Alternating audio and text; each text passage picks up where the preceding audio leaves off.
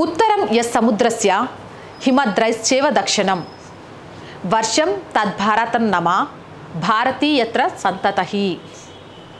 సముద్రానికి ఉత్తరాన తూర్పు పడమరకు శాఖోపశాఖలుగా వ్యాపించి ఉన్న హిమ పర్వత శ్రేణులకు దక్షిణాన ఉన్న భూమి భరతవర్షం, దాని సంతానము భారతీయులు. మన ఇతిహాసాలు పురాణాలు కూడా మన మాతృభూమి ఎంతో విశాలమైనదని ప్రకటిస్తున్నాయి.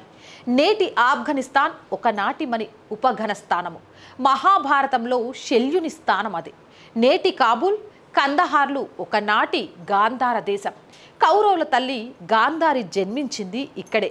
నేటి ఇరాన్ కూడా ఒకప్పటి మన దేశమే.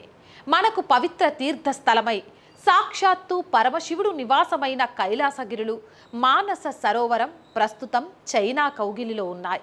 పూర్వం త్రివిష్ణపం ఇప్పుడు టిబెట్గా వ్యవహరించబడుతోంది. బర్మా ఒకప్పటి బ్రహ్మదేశం. సింగపూర్ ఒకప్పటి శృంగపురం. శ్రీలంక, పాకిస్తాన్, బంగ్లాదేశ్ల గురించి నేను ప్రత్యేకంగా చెప్పాల్సిన అవసరం లేదు.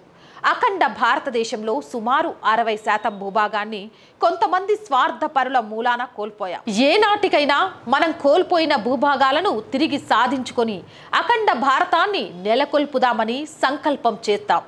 జై అఖండ భారత్, జై హిందూ రాష్ట్ర. అయితే అసలు అఖండ భారతదేశ వైశాల్యం ఎంతో తెలుసా? 72,54,000 చదరపు కిలోమీటర్లు. మరి ఇందులో మనం ఎంత కోల్పోయామో కూడా తెలుసుకోవాలి కదా.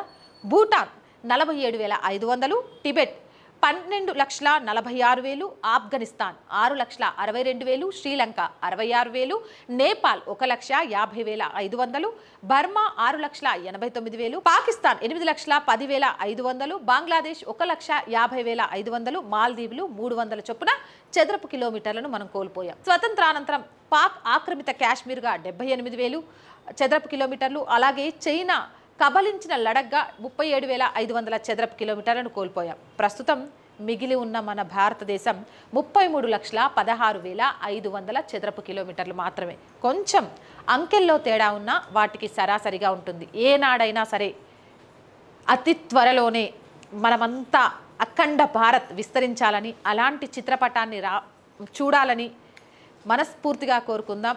ఆ దిశగా మన వంతు ప్రయత్నం చేద్దాం. జై హింద్, జై భారత్.